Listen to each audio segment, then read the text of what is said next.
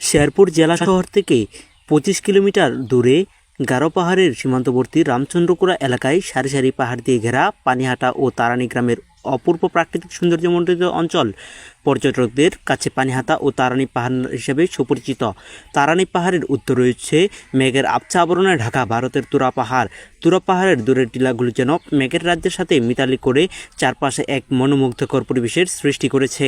আবার অববাহিকা থেকে সমমানের পশ্চিম দিকে বয়ে চলছে পাহাড়ি ভোগাই নদী।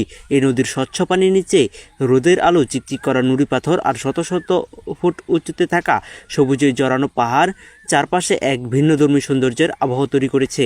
তুরা নদীর পাশে আরও রয়েছে খ্রিস্টানদের উপাসনালয়, ছোট একটি চিকিৎসা কেন্দ্র, বিদ্যালয় ও শিক্ষার্থীদের থাকার আবাসিক হোস্টেল।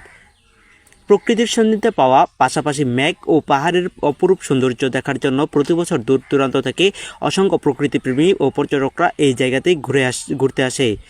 ঢাকা থেকে শেরপুর জেলা শহরে না এসে নকলা উপজেলা থেকে নালতাবাড়ি হয়ে পানিহাটা তারানি পাহাড়ে যাওয়া বেশি সুবিধাজনক। শেরপুর জেলা থেকে